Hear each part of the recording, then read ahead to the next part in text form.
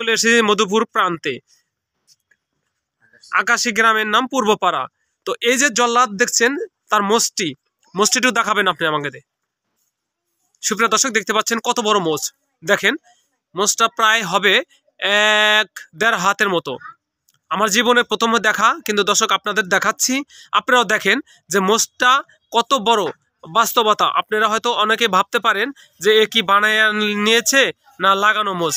না সুপ্রিয় দর্শক, এটা কিন্তু বাস্তবতা মোষ। এই দেখতে পাচ্ছেন ওনার কিন্তু মুখমণ্ডল থেকে শুরু করে এই যে মোষটি দেখা যাচ্ছে।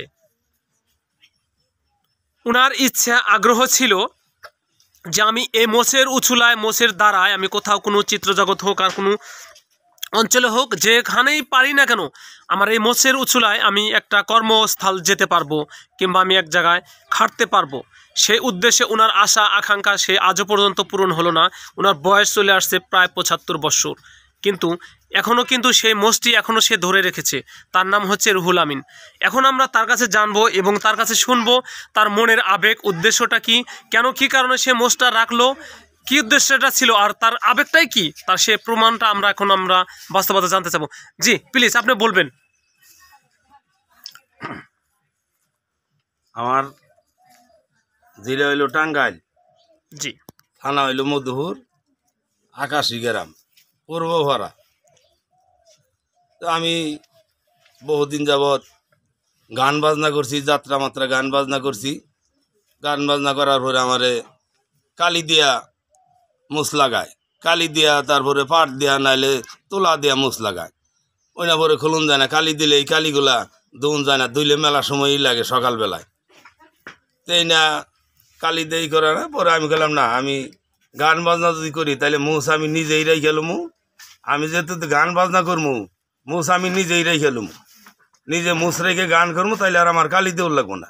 দেখা যাবো আমার ভাই মনে করেন যে জল্লাদের অভিনয় করি, আমি জল্লাদের লাহান দেখা যাবো। তে আমি আর কালিগুলি দিই নাই, আমি নিজে বাজে মুছ রেখে লইছি। আর শুনছি যে আগে বলে মুছের বাতা দিত, কোন আমলে জানি মুছের বাতা দিত, এইখানে আরো বড় করে রাখছি যে এইগুলো সময় যদি বাতা টাতা দেয় সরকারিভাবে, বা সবাই যেমন এটা এইটি করে এই লেগিয়া ঘোড়া দৌড়াই, টমটম গাড়ি চালাই, ঘোড়ার ব্যবসা করে চলি। তা আমি মুছ মনে করেন যে অত যত্ন নিতে পারি না, মুছ যত্ন নিতে খুব লাগে। গরিব মানুষ আমি অত যত্ন নিয়ে হয় না। আমি আবার মনে করেন যে ওই হাল বাবার জায়গা করবার জায়গা মুছ রাখলে কাম করুন যাব না, মুছ রাখলে ওই একটু পরিবেশ মধ্যে থাকুর লাগবো।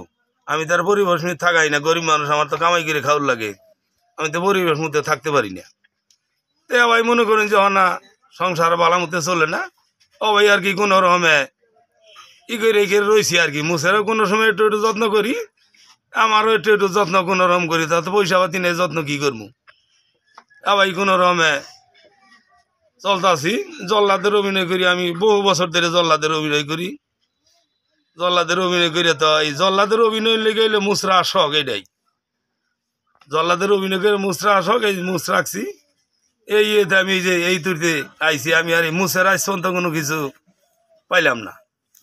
তখন আপনাদের উচিলায় যদি কোনো একটা পাইতাম মুছের, তাইলে আমি ওই দিকে এটা একটু দেখতাম। মানে আমার দেখে আর করে দিবে, এটা তো আমার লোকও নাই, কিছুই নাই। সুপ্রিয় দর্শক, আমরা জানতে পারলাম এবং শুনতে পারলাম। জি, আপনার ফোন নাম্বারটা থাকলে আপনি আমার যদি বলতে পারেন মুখাস্ত, তাহলে বলেন আপনি ফোন নাম্বার আমাদের এই ভিডিওতে বলবেন। সুপ্রিয় দর্শক, যদি কারোর সুপ্রিয় দর্শক, আমরা এখন ওনার যে ফোন নাম্বারটি আমরা নিব, এবং ওটাই হচ্ছে বিকাশ নাম্বার। কারো যদি মনে হয় কিংবা আসলে সত্যিকারে তার মনটা যদি নরম হয়, আসলেও অসহায় দরিদ্র, আমাদের পিছনে যে দেখতে পাচ্ছেন, আসলে কিন্তু দেখছেন তো তার পরিবারের ঘর বাড়িগুলা, অসহায় মানুষ, কিন্তু তার ইচ্ছা অনেক ছিল আসলে যে একটু বড় আকারে বড় হওয়ার, তার কিন্তু হলো না। পিছনে দেখছেন তার পরিবারের যে পরিস্থিতিটা দেখেন। জি, আপনার ফোন নাম্বারটা বলবেন, যেটা আপনার বিকাশ নাম্বার বলেন। 01734252538। দর্শক বুঝতে পারলেন তো, সাদা সিধা সে মানুষ ফোন নাম্বারটি বলল, কিন্তু তার ভিতর থেকে কিন্তু কষ্টজনক নিয়ে বলা হলো ফোন নাম্বারটা। দর্শক আমি চাচ্ছি এবং আপনারাও চান যে এই অসহায় দরিদ্র এই মোসালা মানুষটাকে জল্লাতের অভিনয় করে, জল্লাতের অভিনয় করে অনেক পুরস্কার সে পেয়েছে, কিন্তু তার সংসার চলার মতো কোনো কিছু সে পায়নি। তা আমরা চাচ্ছি আমাদের উচুলাই হোক, আর আপনাদের দেখানো হলো, যদি কারো মন চায় তাহলে একটু স্বর্ণপতি দেখাবেন, এটাই আমাদের আশা।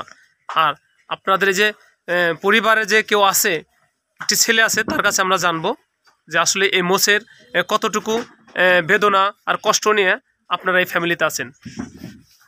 সুপ্রিয় দর্শক, এটাই হচ্ছে জল্লাতের ছেলে, নাম হচ্ছে সুমন। পরিস্থিতি দেখেই বোঝা যাচ্ছে সত্য না মিথ্যা। জি ভাই, আপনি করেন কি? আমি গাড়ি চালাই, চালাই। ওই গাড়ি থেকে আমার সংসারটা চলায়।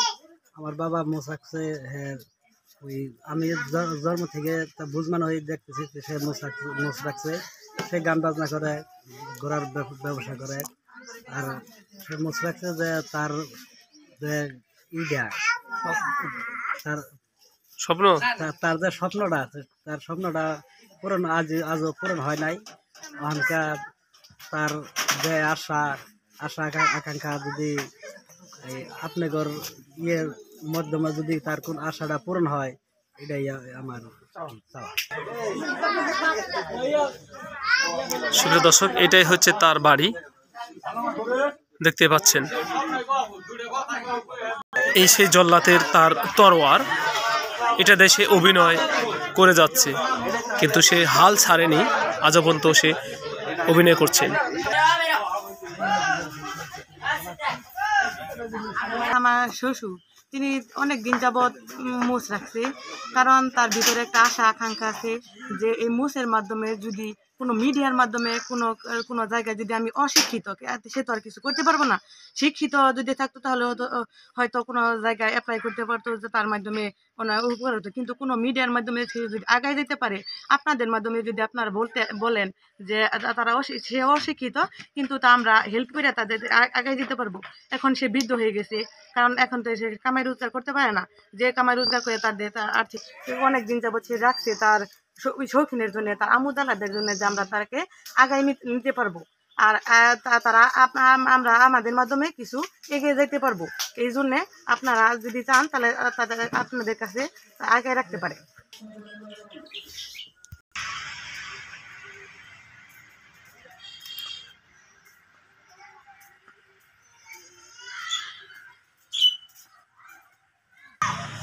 সুপ্রিয় দর্শক, এই হচ্ছে সেই জল্লাদ, উনারই তার বাড়িটি।